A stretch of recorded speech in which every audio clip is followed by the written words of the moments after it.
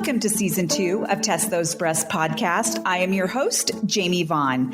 I am really excited to continue this journey and mission into 2024 to help shorten the overwhelming learning curve for those who are newly diagnosed or yet to be diagnosed with breast cancer.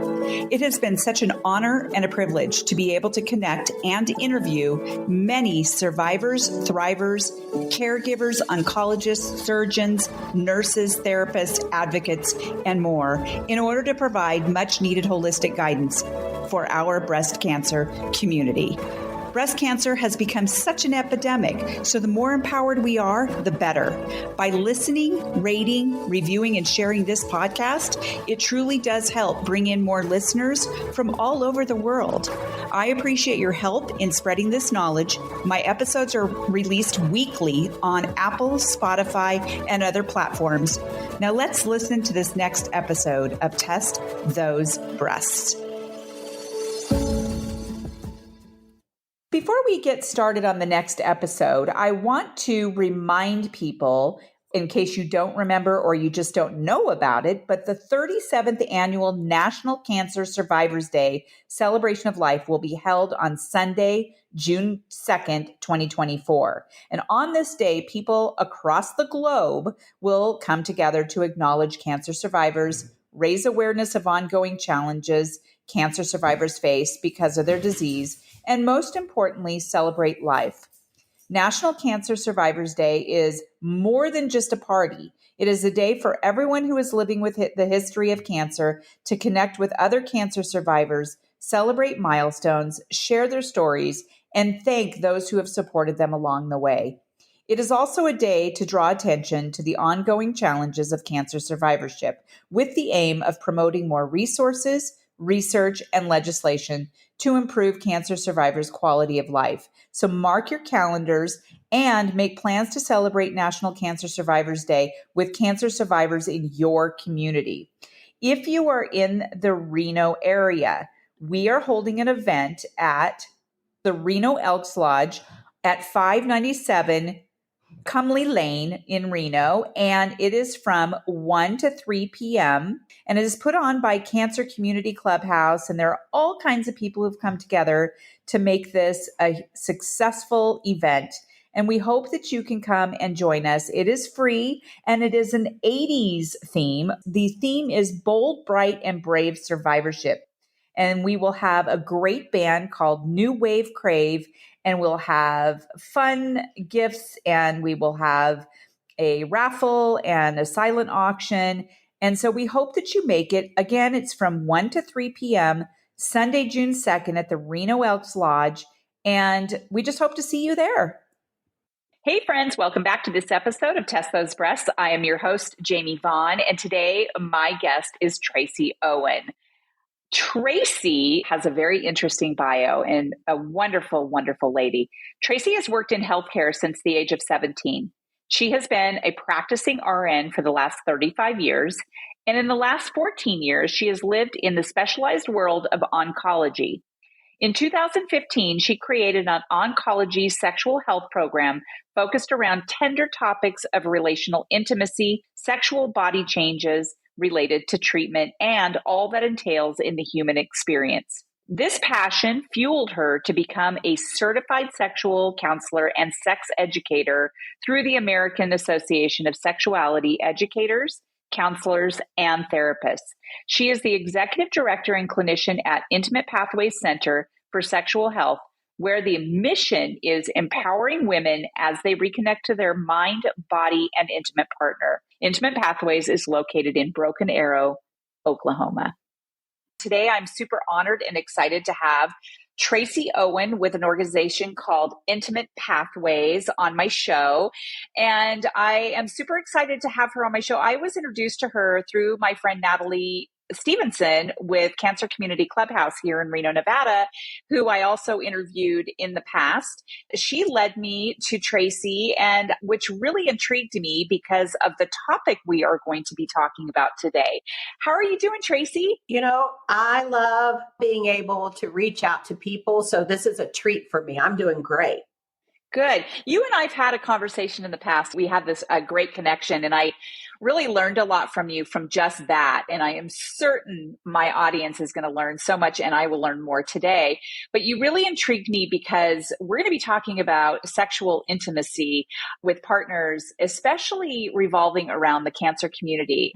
One of the reasons I was intrigued by it is because, well, I'm 56. So when I was diagnosed with breast cancer, I was 54. And literally, I would say maybe a month before I was diagnosed, I was being intimate with my husband. We've always had a fantastic, intimate relationship. That is something I've never had any complaints about with my husband. And we still are that way. We were intimate and it was crazy. It hurt so bad one day. It just knocked the wind out of me. I was just so upset about it. And so was he, because it just had never happened before. And then about a month later, I was diagnosed with breast cancer. And since then, I've learned a lot about how breast cancer affects our sexual life. And of course, I'm also at menopause age. And so there's so many things that kind of go along with that. You got all of it together. Yeah, I got it all together. And it just, I mean, literally, I was just going along with life, Traci. And I was happier than a clam, if clams are happy. And all of a sudden, it just all hit me. So I just would love for you to share with us. Can you give us, our audience, a little understanding of what you do and how that actually aligns with the cancer community? Well, this is my story. I am a 58-year-old woman. I had menopause on a Tuesday at the age of 36 when I had all of my parts removed. That was quite an adjustment in life, right? But so Traci is a nurse. I have been in healthcare for 40 years. I've been a nurse for 35 of those years, and I've worked in oncology for 15 of those years. So oncology, I would say trauma medicine, which is where I started, is my jam. And I would say oncology medicine is my heart. So two very extreme places of healthcare. I moved into Cancer Treatment Centers of America, is where I started 15 years back. And I was a care manager. So I was walking the journey with all the people, right? Walking beside people, taking care of them from their first entry to our facility until they were hopefully released to go live their happy life, right, from our facility. And you get really close to people in that. I'm just kind of a chatty people person. And I just began to hear recurrent stories. My breast cancer ladies, my GYN ladies, men and women who have rectal cancer, bladder cancer, prostate cancer for my gents. I really began to hear of these struggles that were so common to every one of them. And as I was trying to look for places for these folks for help, I just kept coming up so empty-handed. In my own sense of spirituality, and I'm not trying to be offensive to anybody else, but in my own sense of spirituality, I feel like I was picked up and tossed through a door. This is the door you're walking through. And like a good redheaded Scot-Irish girl, I argued for quite a while about this internal drive that I was newly feeling, because I'm like, crap, I live in Oklahoma and you want me to talk about sex? What? We don't even have sex in Oklahoma. We just, our kids come from cabbage patches, And so in my calling, I just had to say yes. And this is in 2015. My facility comes and says, after a year of badgering them, okay, go build a sexual health program. And that's what I got about doing. So I have been moving in this direction since 2014. I've got all these years now of working beside people, really and truly the most internally sensitive, gooey, sticky places that a human owns. What I know in the oncology world and in the menopausal world, right? Because all of us ladies, if we have the blessing of living long enough, we're all going through menopause. And that has very distinct impact in our body. So whether we're going through a natural menopause, a surgical menopause, or a chemical menopause, the same impact happens in the body. But those who get to go through a natural menopause are usually, that's about a 5 to 7 year period for women, right? So it's kind of a gradual occurrence, where for those of us that are surgically and chemically menopaused, that's a hard stop. And so I always know my younger women who are premenopausal when they're diagnosed, their trip is always going to be a little bit rougher when it comes to this part, because now we've got to really do some different body care. And so I'm a nurse. I'm going to always walk into the story first of how can we take care, protective, and be safe with your body. And if your body is in a good place, then you get to do what you want to do with it, right? And then you add in the layer of breast cancer and the story around our breasts that society creates around the breast. And then if I heard all these stories of women talking about, I'm married to a boob man. What's it going to be if I don't have boobs? What's he going to think of me? So that's where the crossover into the sexuality counseling came. So I kind of stepped into it from a place of health first, of trying to help menopausal body health. And along the way, I went back to school at 50 because that's what all the cool kids do. I went to University of Michigan. Again, I live in Oklahoma. And that was a year-long program to become a sexuality counselor and a sex educator. And then I went from there. We have a large governing body called AASECT, AASECT, American Association of Sexuality Educators, Counselors, and Therapists. It's a thing. So I went on to get certification with them. We have less than 1,500 certified providers in our nation, and we have less than 80 that are healthcare providers. But who should be having that conversation? We should. We, the healthcare community, should be stepping into this. What people don't necessarily recognize is that in medical school and nursing school, we know all the parts and what they do and the things that go wrong with them. But there's really never any crossover to how we utilize these parts in our life. And so that was the part that seems really missing. What I found at Cancer Treatment was once providers knew that they had a person they could refer people to, then they were much more willing to do some screening question with people like, hey, how's this going? This is pretty common. You got anything going? I got a girl you can talk to, right? So that really opened up a door when providers had permission to not be the person that held that responsibility because they're not trained in it. And each one of us walk in the room with our own hangups and hiccups and values and worries around sex. That's all that to manage in a room. So I do what I do very purposefully, very intentionally. And that allows me, I think, to help other people find comfort in the conversation because I have absolute comfort in the conversation. Right. I love that you talked about how you try to work with providers because that is one thing that Natalie Stevenson and I have talked about, and I'm sure you guys have talked about this too, how important it is for those providers to have their little toolbox, if you will, of people that they can refer out to their patients, because I never really had that. I would come in and I would be having these issues. I didn't find out about a lot of things through my provider. It was mainly through friends or even people at Cancer Community Clubhouse or Nevada Cancer Coalition or online on Instagram or something like that. But I love the fact that you have that mentality. And I'm curious, you do things online as well, right? So it's not just in Oklahoma. Right. You are able to support a whole heck of a lot of people. At this moment, I think I'm licensed in 42 of our states. Okay. I'm working on Nevada as we speak. I got to go get my fingerprinting done for the 15th time, why do I need new prints every time? I'm still just the same old girl. So I'm working on that. And the reason I'm doing it is because I think I know 5 girls like me. And so the best way for me, I see people privately in my private practice, but that's seeing one couple at a time. To me, these kind of avenues help me get this information to other people so that they can take care of their body and their life and have permission to know I'm not the only one. I'm so glad because I can't tell you how many women I have spoken to who've had these issues like we talk about sex, and you can talk about it to some people, but not to others. And I think we need to be talking about it all the time. Like now I talk about my breasts all the time. I talk about a lot of things I never talked about before, But I really honestly believe that we need to talk about these things even before we even get diagnosed.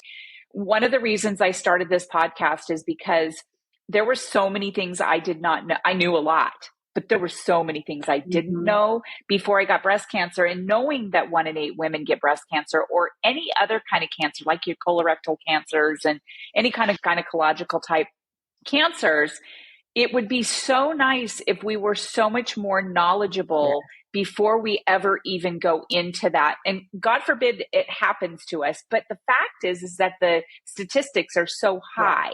And so I would rather just know so much more than I did. And some people kind of think, well, Jamie, why are you targeting people who've never even had it? And I think we absolutely need to. Because 1 in 8 of us are, and it might be me and it might be my lover. Yes, exactly. So everyone with boobs, I'm just saying, should be interested in these kinds of things and learning more about these. And some people say, well, it's not even on our radar, though. It's like, it should be on your radar. And you know how I manage that? Because it is true. And when you meet with people who are brand new diagnosed, they're not thinking about sex, right? They're terrified. Right. So the way I found that it worked best, which is my reason for trying to grow an army of oncology sexual health nurses, is I feel like at least every state should have one. And we should have some very great healthcare education going down of how we can open these conversations, because we don't open them. What I found when we did create a program is I started with people from the very beginning. Like, we never even made it. It was just one of the visits of the people who are on your team to help you through this event. And so from the very beginning, I could say, man, you guys are going through a lot, hearing those words. What's that been like for you? How have you managed struggle in your past? Because we want to really bring up how we can problem solve. So I try to go very proactive and let people kind of know at each step just a little bit about what was coming and how we could navigate that together as a staying united and not pulling away, because couples either turn toward each other in these kind of things or they turn away from each other. And my goal is to keep people turning toward each other, because that's where we're the strongest. And I know that my patients will make it through their journey in a much healthier way if they're strongly connected to their mate. So how can we help that happen? So I feel like being proactive and letting people know, hey, this thing's coming. Let's get ready for it. Don't be surprised by it. Because I think on the journey, there's so many surprises. Like, I wouldn't expect so many. I love that word proactive. That is so me. I want people, and again, hopefully whoever's listening to this never gets it or whatever, if they've never been diagnosed. But I mean, they're going to know someone who does, and whether it be their spouse or their friend or whatever, family member. Yeah. And it would be nice to have that information. It's like, hey, I was listening to this podcast all about sexual intimacy and cancer. And oh my gosh, you have to listen to this. It's really good. And so I just really like that word proactive. I'm just curious. I know this isn't one of the things well, I'm sure that you're fine with it, but can you walk us through sort of a day in a life of Traci Owens? Like, when a patient comes in, how does that all work? Like, when they first meet you, what's going on? So the first meeting starts with a phone call. And the phone call comes for reasons on both sides of the fence. I talk about sex, and I try to join people in whatever language or experience is right for them. I don't bring my own. I mean, I have my own, right? But I want to join people where they're at. So this phone call is a twofold process. Number one, I want to make sure I'm the right next step for you. Everyone has a lot happening in their life, and I don't want this to not be the right place for you. Because there are some people I'm like, hey, the first step needs to be this. Then I'd like for us to tag in together. So first, I just want to make sure I'm the right person. Second, I want them to have a human connection to this very daunting feeling appointment. I just saw a couple yesterday. She had breast cancer, was diagnosed with breast cancer, and then her husband was diagnosed with cancer while she was in the middle of her journey. And so they obviously have a lot to navigate in there. And they're 3 years down the road. And they're just like, oh my God, we didn't even know that these things were possible. So starts with a phone call where we're going to connect. We're going to make it be, I want to try to put you at ease. You're coming to see somebody. I carry nothing in there. I'm not a judgy person. I join people where they are. I want to improve health as the first thing, and then connection as the second thing. And so when they come in, my office is set up very much like a home. It's very non-clinical. So when you walk in, it's like you're walking into a living room where we could just sit and have a conversation. And for some people, that conversation actually needs to start there. So I'm going to join them there. And then hopefully we progress into my office, right? But I tell people all the time, I need you to use your voice here. You're safe here to use your voice. If something I'm saying isn't sitting right, please tell me. I'm here to serve you. And I'm not bringing a template to the meeting. We're going to figure it out together. So once we get together, Jamie, I gauge the person I'm with. Some people need to come and tell their story right away, right? I need to offload that. Some people need me to guide the conversation to get us to that place. Okay, whichever way we need to go is fine with me.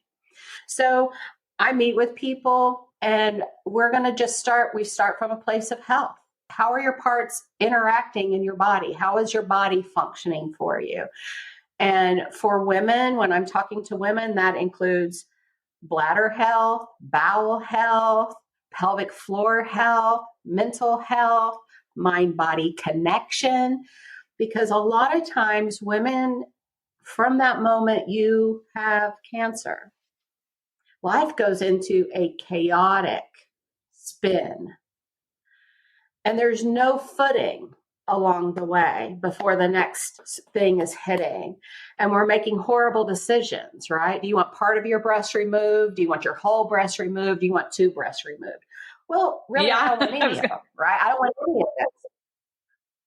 And I don't know, because this isn't the world I live in. So I have no clue how to make an informed choice. And I feel like we really push women in these really difficult decisions. So all these things happen, and it's really not until that woman is 6 months, sometimes a year, before finally she's maybe taking a couple of breaths and saying, man, I'm ready to reclaim my life. I am tired. I'm done with this. I need my life. I need to take my life back. And what does that mean? So that's typically where I see women in my community now that I'm not inside an oncology facility, is that time. And I call it reclamation, because this is what I've been through. And it starts back at the words, you have cancer, because they never got a chance to process that before the next thing. And then the next thing, now I'm getting my boobs cut off. And now I've got foreign bodies in my body. And now I got to start chemotherapy. And now I've got to get to radiation. And now I've got to get to reconstruction. And now I've got to start endocrine therapy. It's mind blowing. So I like to go all the way back, right? Let's start back. What has this story meant? And where are you holding the story in your body? I'm a firm believer that women become very dissociated from their bodies. They get very heady, right? Because we're having to make hard, horrible decisions. And our bodies are probably not feeling good. They're going through surgery. We've got strangers touching places that are very private of us.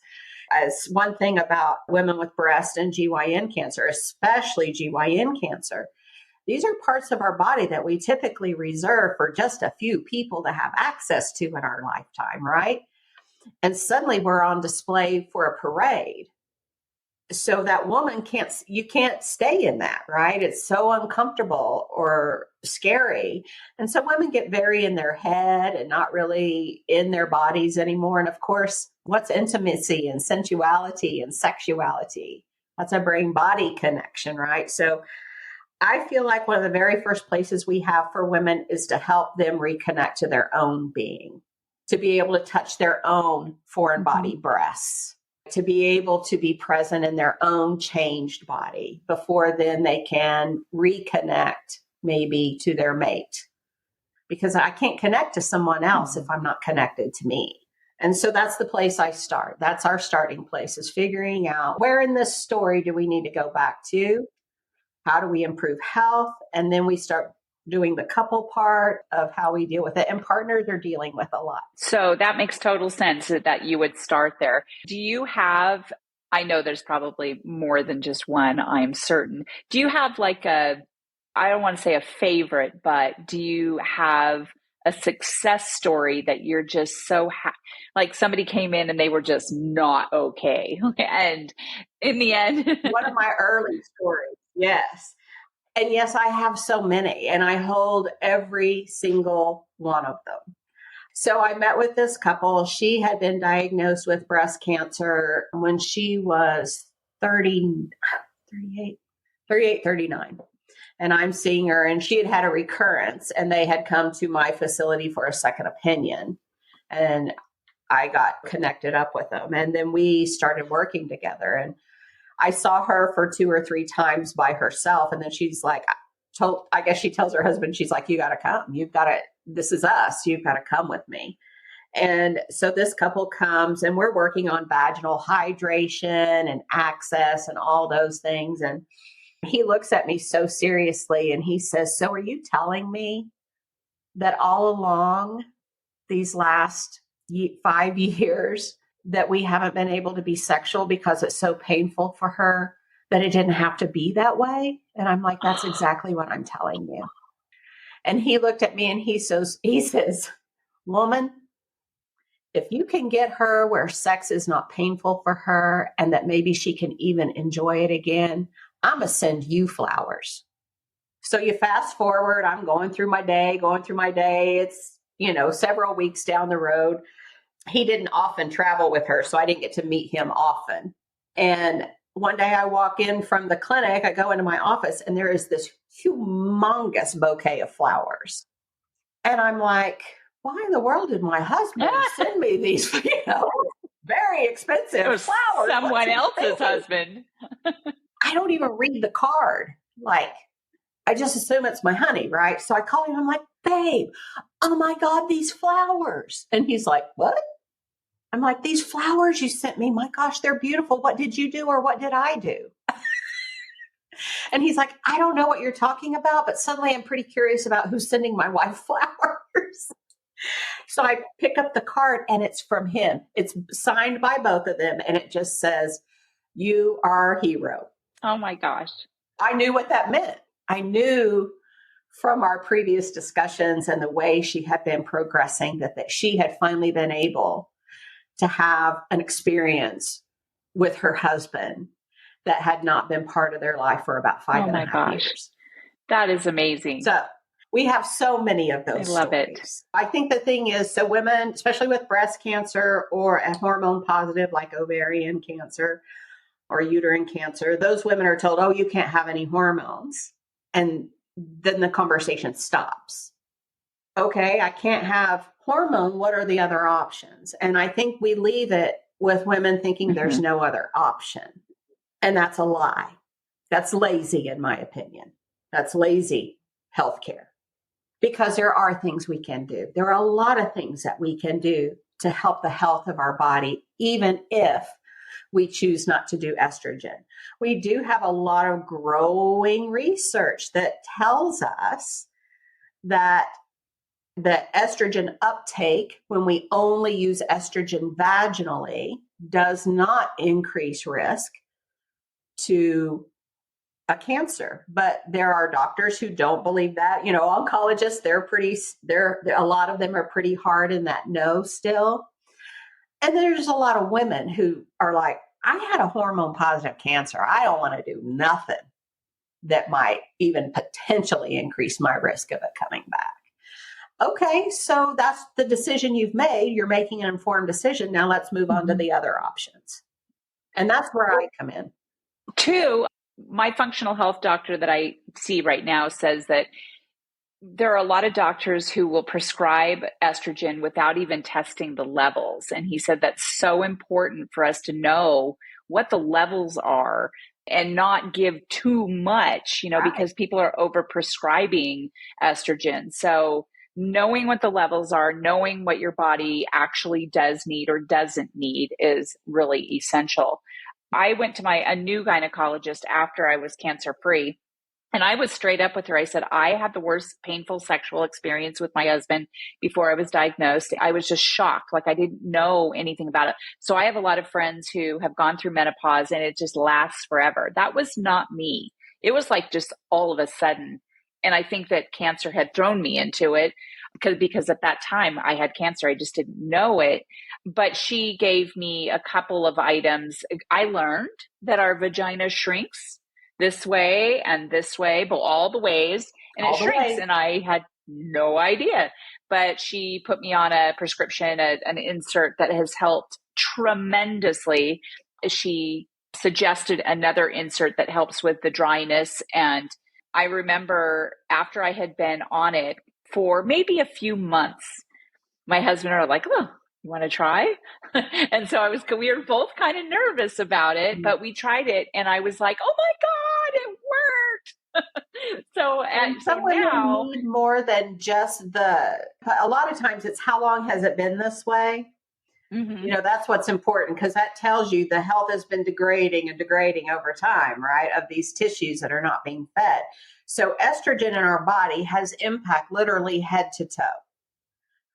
Literally head to toe. So when I'm meeting with someone, we got to talk about keeping our brain crisp, right? Because estrogen kind of helps our brain not feel foggy and helps to kind of help our emotions a little bit. So we got to be in tune with that. We have to pay attention to bone health. We have to pay attention to vaginal health, bladder health, bowel health. It's all important. And women really have never been educated about their vaginas or their vulvas. We don't educate women about their own bodies. Like, I'll talk to you about your heart health, but I can't talk about that part of you. How do you separate a body, right? It's all a body. And as I say, after 40 years in healthcare, nose, elbow, penis, and toes, they're all just body parts for us to take care of.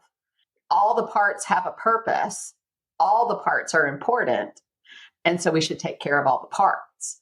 So for those ladies who cannot use estrogen or choose not to use estrogen, we can use hyaluronic acid products. That's what I use. And there are several different types. There's a lot of price point in it. So we try to match to what the ability of that woman is. So the loss of estrogen in our pelvis, our genitalia area, and that for me includes the whole pelvis. Estrogen impacts our pelvic floor muscles. It impacts our urethra, where we pee from, the urinary bladder, the outside of the vulva, all the external tissue, and the vagina. And what happens is all those tissues will thin, they will shrink, and they will become inflexible. Mm-hmm. So by using hyaluronic acid sinks into the tissues to the cellular level, and it helps the cell hold more moisture in the cell to make the cell plumper and stronger. And if all the cells are plumper and stronger, so are we. That has a cumulative effect for us. So that's what's going on with my vagina, how it got better. Yeah. I like it. I'm picturing it. And then we have to look at the other kinds of products that we use. Like I talk to women about, do you take hot baths? Do you use Epsom salt in your bath? Do you get recurrent BV, yeast, or urinary tract infections? That oftentimes speaks to the balance of good bacteria in our body.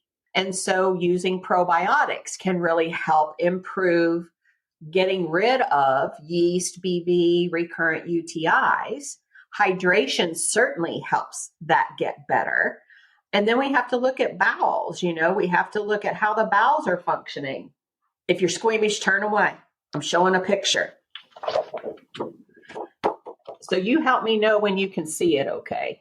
There's a little bit of a glare, but that's actually better right there. Okay, I can see it pretty good. So female reproductive. Cut the woman in half, right, down the middle. And this is kind of what you see. So landmarks.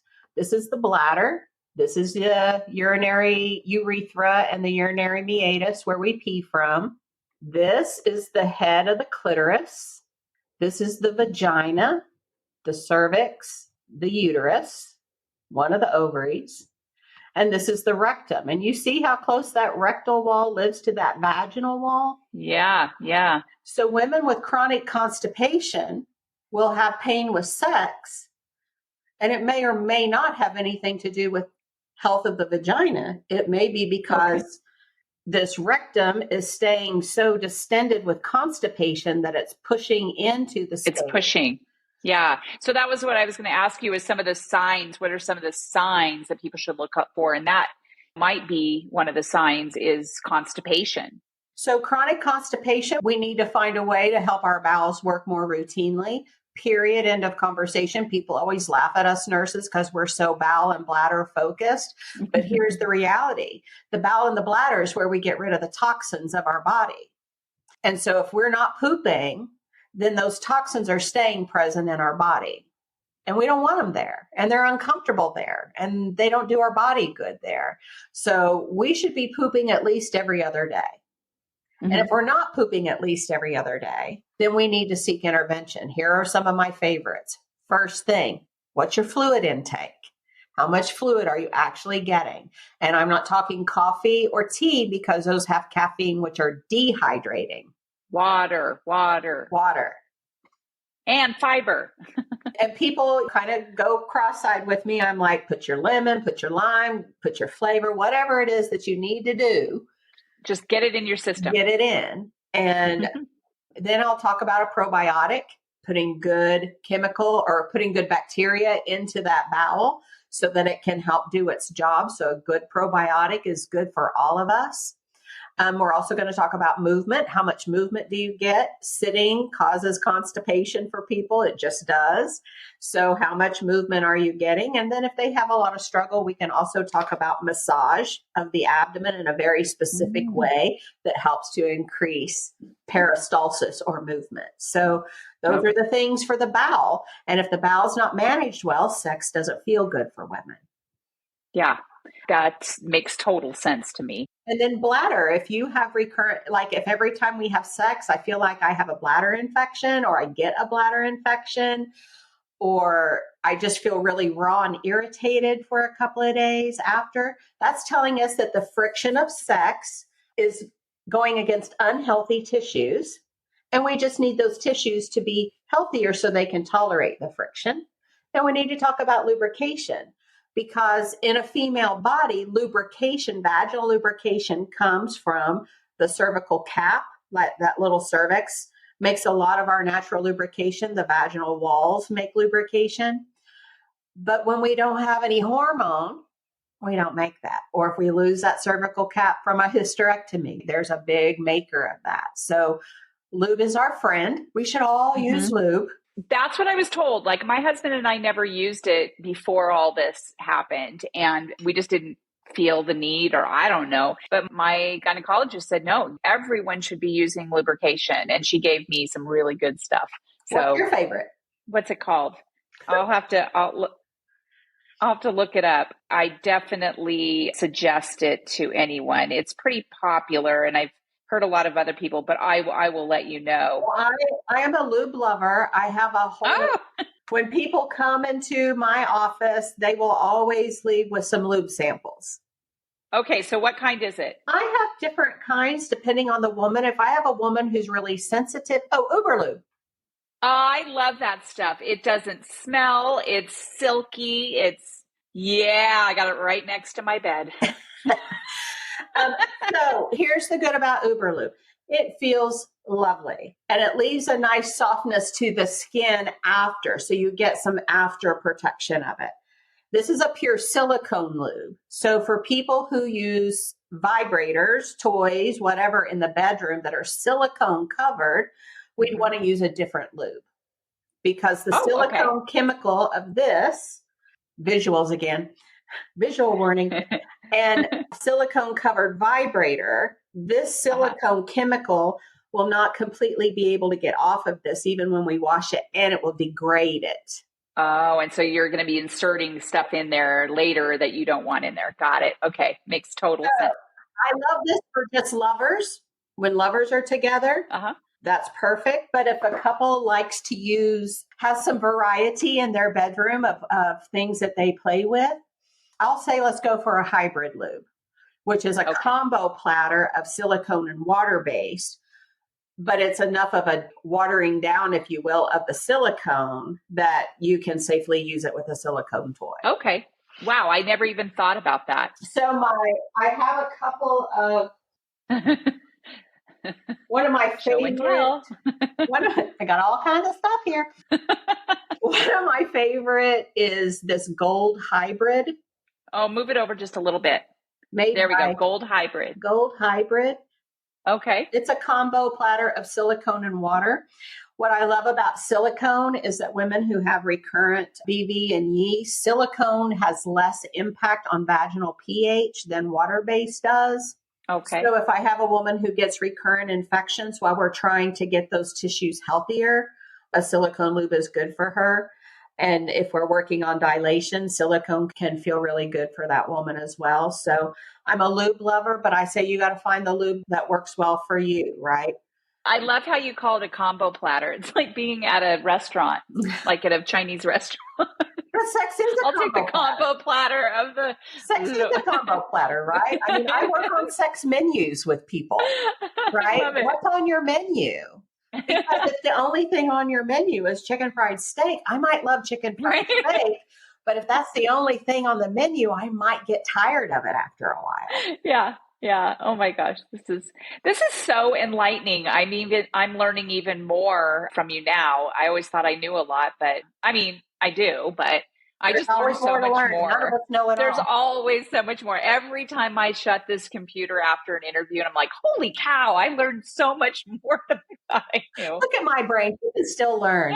So I do want to talk about hydration. So I talked about hyaluronic acid. I want to give women who are like, what's that deal? I want to tell them like the top 3 that I use of hyaluronic acid. My first and foremost is called Hyaluronic.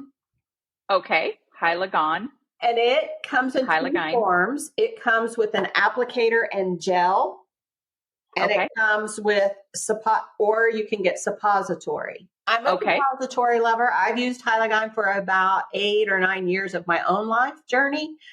And we didn't get suppositories until about a year or a year and a half ago.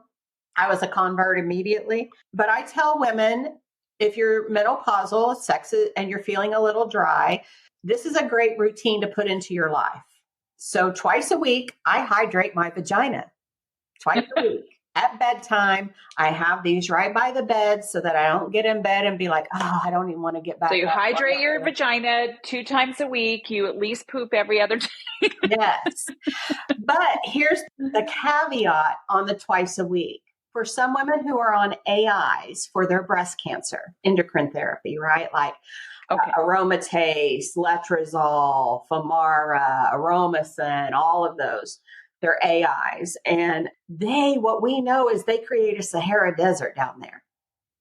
And so women who are on endocrine therapy for 10 years, their vaginas get very dry. And to me, it's unconscionable that we're prescribing these medications to women all day long, every day, and we're not providing information about, hey, sis, things are getting ready to dry up for you. Here are things that you can do to be protective of your body. What's the number one reason older women die? Do you know? They die in the desert? Urinary infection. Oh my gosh, Traci. I have always been very prone to urinary tract UTIs, and I've had 2 in the last year. And I've gone immediately to the doctor to get it taken care of because I recognize it immediately. That totally makes sense to me. It's awful. Urosepsis is the number 1 killer of older ladies. My thought is if we helped women stay healthier along the way, perhaps we wouldn't have this story. Okay. That makes such sense. 3 times. I tell women if they already have pain, I'm like, I want you to hydrate your vagina 3 times a week for the next month. And then we can talk about maybe going down to 2 or exploring 2. But let's really saturate with Hyaluronic. And then if they're really super dry and it's gone on for a while, I may even add in a vaginal vitamin E suppository. And for all of my women who have had radiation in the pelvis, I will almost always use a vitamin E because we know there's scarring down there. And that's an insert as well? Okay. It's just a suppository, but it's just vitamin E. So there's times where I'll forget, like I always tell my husband, and husbands need to know, partners need to know this. I think it's really important for the partner to remind too, because sometimes I forget, like I'll get in bed and it's like, I forgot to put my suppository in my vagina. I said, honey, you're supposed to remind me. And there's times where I'll get in bed and he goes, did you put something in your vagina? So I get up and I put it in there. But so I started putting it on my calendar. So every day it says it on my calendar, and, or whatever days I put it on. Because if it's not in my phone, yep, I'm not going to be there. Exactly. But I feel like that's something like a partner could help with, like, and I give this together assignments, your day. And I say everything as a couple, right? Because our partners have a vested interest in our vaginas. Yes, they do. Let them participate in the care of her as well, right? Instead of just showing up for the party, you're going to have to be part of the preparation and the cleanup, right? Yeah. I think hydration is the very first, it's always the first place I start women. This is about your health. This is about tissues being healthier. And if our tissues are healthier, then they perform better in the way we want them to. The next thing I always go to is vibration. And this can be a real stretch for some people, but we don't have to use a vibrator for the intent of orgasm and pleasure unless it's okay for us. Like I tell women, I'm going to ask you, I'm going to give you options and choices and information, and you're going to do what's right for you. So for some women, that means sometimes that means we use a vaginal dilator because that doesn't feel as threatening or as whatever, right? There's different sizes. So I bought that from the very beginning, and it's really meant to. This is the Dr. Laura Berman dilator set. Move it over a little bit. There we go. Okay. So Traci, just so you know, like I do put these videos on YouTube. So all the other platforms are audio. To my audience, if you want to see what Traci is showing, go to the YouTube channel, Test Those Breasts Podcast, and then you can see us talking. Good. You can see our faces and us talking about sex. Well, yeah, you want to see the face of the chick who's having. You're right. Like, who's this girl? So this is what a base of a dilator looks like. It's about the size, probably a man's finger, I would say, in size. And so that's level 1. This vibrates. What does vibration do? Here's the vibration story. Vibration increases blood flow. Female genitalia, just like male genitalia, needs to become erect for it to feel good. That's the sensory pleasure response part of it. So if we're just trying to hardcore go straight into sex in a postmenopausal woman, her body isn't prepared. And that's the problem when we rush through sex. Because as a menopausal woman, sex starts, for everybody, sex starts in the brain. And the brain is what triggers the cascade of events down below. If we don't give that time, that transition, when we were younger, that was a much quicker swing, right? But it's a slower transition now because we don't have those hormones to mediate that message. So vibration helps to prepare the female body for sexy time. Okay. So I'm all about the body. Good to know. And that can be one that we use on the outside. That can be one that can be used inside or outside. That's something that can be done on a woman's own to try to help improve health of her vagina. Mm-hmm. I have a question for you, Traci. Yes. There's a lot of people out there who, when we're talking about sex, are just so like private and offended and wouldn't even be caught at all with any kind of vibrator or anything. How do you help those people? I use the dilator. I step into it from a dilator standpoint because this is a clinical tool. Okay. This is something we use for pelvic floor physical therapy. We use in the gynecology office. This is a tool to accomplish a task. Okay. So I tell people this is a tool. And so for people who have never had any kind of experimentation in their bedroom, we're always going to start here. And we're always going to start with the woman herself, right? So for some women who have had vibrators in their play, that's an easy step. But there's a whole lot of women that this is a difficult step. So it's pacing. It's all about pacing. It's about permission. It's about perspective shifting or perspective exploration. Like, what are we trying to do here? Like, really, what's the story of what we're doing? And if the story is I'm trying to keep my body healthy and I'm trying to maintain a great connection with my mate, where's the negative in that, right? How is that a bad thing? So I'm going to tell you in my time, and I'm not trying to I'm not sitting here being like, whoa, Traci. I think every woman and every couple can come to these conversations. They just got to have a good guide. Right. Okay. You Makes just need sense. a good guide on the tour, right? Right. Yeah. And so I don't know why, but I like being the guide. I like giving people information that the rest of the world tells them they're not entitled to. Right. And I feel like you are the type of person, I feel like I would probably be the type of person like this too, because we know that sex is important. We know that intimacy is important, like seriously important. There are some people who can joke around about it. Like, I can see your personality. You can be very clinical and serious about it. You can be humorous according to the people you are talking to, which is great. I think part of the reason I wanted to have you on this show is because I wanted people out there who are in a situation where sex is not fun, intimacy, they can't even see themselves in a situation where it feels good again to be with their partner.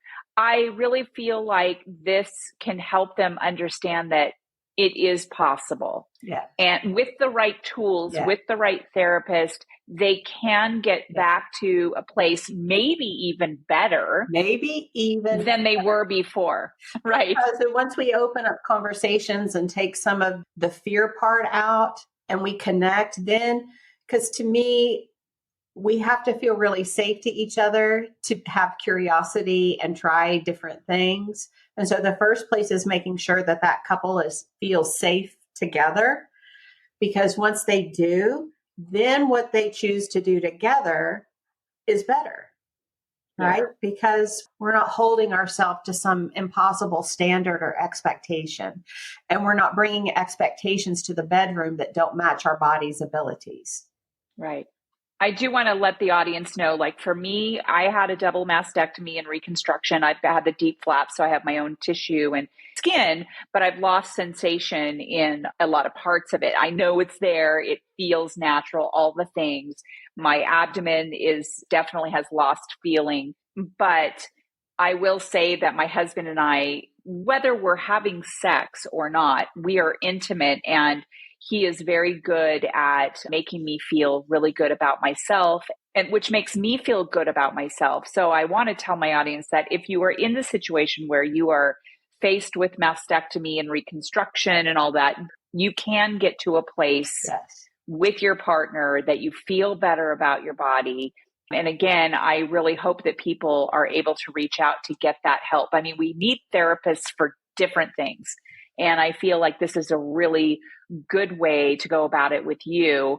I want to end this by asking you, any providers out there that are listening, because I know that there's a lot of breast cancer and gynecological type cancer patients, people who've had colorectal cancers, advocating for others and trying to get messages to our providers. So how can providers be proactive? What are you doing to reach out to providers to give them this information and say, hey, if you have patients, you need to, don't just give them a packet, Traci. Like when I went into my first oncological appointment, I was given a pack, like a whole, I don't even think I looked at it. They know. I always laugh. They were like, is that in our new patient packet? And I'm like, yeah, let's put it in there. And it'd be another 52 things they don't read. Right. It's overwhelming. They're overwhelmed before they ever picked that up. So they can't read all that. And we have to say it 3 or 5 times before it can soak all the way through, you know? Right. It's not a one and done. The oncologist, I don't care who it is. Oh my gosh. I don't know if you're having trouble with any kind of intimacy, or maybe the patient says something like sex hurts and they're kind of uncomfortable about saying it. So providers sometimes have to be a little savvy in kind of drawing that kind of stuff out. I love to help physicians, nurse practitioners, PAs, and nurses learn how. I don't maybe need to know how to have the whole conversation, but how can I lean into a comfortable screening with everyone, no matter their age, no matter their gender? The thing we know is that about 23% of women going through a cancer diagnosis will ever have anyone ask them about their sexual function. So I never was. 80% of women, we know 80% of women with breast GYN cancer, colorectal, will have sexual side effects, sexual body changes. 23% of them are going to get a conversation. Yeah. I challenge providers to be brave and to take care of people in their whole being versus just the one thing. Because Thank you. I can't separate your brain, your heart, your lung, your breast, your butt, your toe. You come as a whole being. Mm-hmm. And if I'm not taking care of the whole being, I'm missing the boat as a healthcare provider. Right. But that's my own. I feel like if couples can open up and talk about these things, even though it's uncomfortable at first and whatever, talking about the elephant in the room, and I feel like opening up that conversation and both being part of it, because I know that there are some couples who are like, well, she's just frigid, or she, or he can't get hard, or whatever it is. They're always pointing at the other one, right? It's like, we need to talk about it all together. I'm very, very fortunate to have a husband who absolutely will talk about it. He will work on things with me. We are still in therapy together because of some friction and non-communication, whatever. No, we all need a little bit. Yeah, exactly. I feel like we should go once a month as a couple for the rest of our lives. The world's a bit of a crap show, so we all need a little bit. We've gotten so much out of our therapy. To the providers out there, please, please, please, like Traci said, be brave and have that conversation. I want to wrap up here by asking you to kind of share some of the resources that you have on here. Number one, I've got your phone number for your office and your cell. I have your email address, your website, your Facebook page. What are some of the resources? You've got A Better Normal, your guide to rediscovering intimacy after cancer. What's that? They're all just different writings that people have done. A Better Normal was written by Testevez, who is a cancer survivor as well. So she has lived experience in it. She's also an OT who does sex counseling. So that book speaks twofold, right? Like, she's had the lived experience. And so I think that's good. And then I think different resources hit for different people. All resources aren't different. People have different tolerances of reading. So really just trying to understand what people's particular worries are and trying to shift them to information that's good for them. I'm happy to send you just a list of resources that you could put out to your people. And I'm happy for people to call and ask for resources. What I want to say to women and to couples that are hearing this, if you try to step into these conversations and you struggle, please don't just walk away. Accept that as, now's the time. We've tried it on our own, and what we're trying isn't necessarily giving us the result we want. Let's see if we can find somebody to be on our team, because sometimes just having a little bit of a facilitator get you through conversations and point things out along the way helps us learn how to communicate so that we can hear each other. Good. I love that, because the last I heard, and I could be wrong, I mean, it's been known to happen, isn't it like 40% of couples split up in these kinds of diagnoses? And it's a lot of times it has to do with communication. Maybe they didn't have a connection before. Communication, or the body has changed and we haven't adapted our style. We're still trying to do things the way we did in our different bodies. And we haven't brought it to the body we're in today. None of us are, there may be some 20-year-olds on here, but you and me for sure, those days are gone, right? Right. And so if I keep trying to hold a standard and expectation to the sex I had at 20, to the sex I have at 58, I'm going to be disappointed because my body is completely different. My brain is completely different.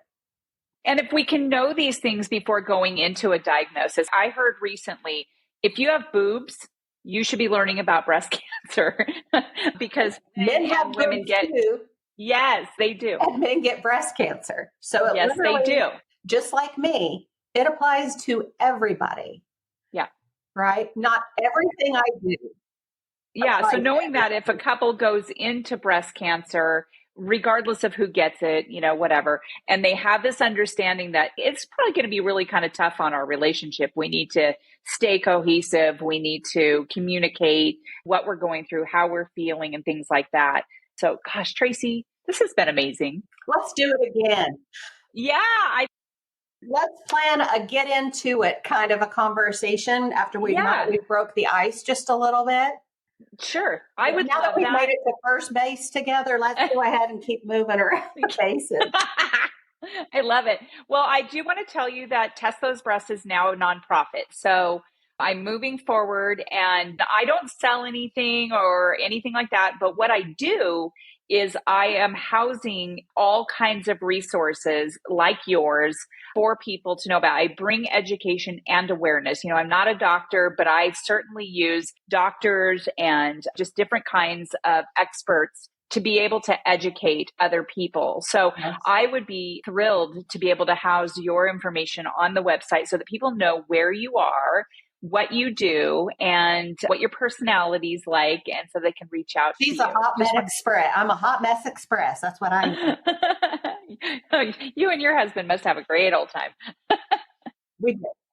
We enjoy our life together, I think, I'm sure. Down through the years at 62 and 58, Love it. Love it. My husband's 62. All right. I'm 56 and he's 62. So, okay, Traci, thank you so much. I really appreciate you being on the show. And absolutely, we can talk about other avenues that we can talk about. Sure. And I would love to have you back on the show. And thank you very much. Is there anything you would like to leave us with? Love yourself gently. With lubrication. With lube. All right. And to my audience, I really appreciate your being on. Please check out Traci's resources and her contact information on Facebook and her website. I really appreciate it again for you joining, and we will see you on the next episode of Test Those Breasts. Bye for now. Bye. Friends, thank you so much for listening to this episode of Test Those Breasts. I hope you got some great, much needed information that will help you with your journey. As always, I am open to guests to add value to my show, and I'm also open to being a guest on other podcasts where I can add value. So please reach out if you'd like to collaborate. My contact information is in the show notes. And as a reminder, rating, reviewing, and sharing this podcast will truly help build a bigger audience all over the world. I thank you for your efforts. I look forward to sharing my next episode of Test Those Breasts.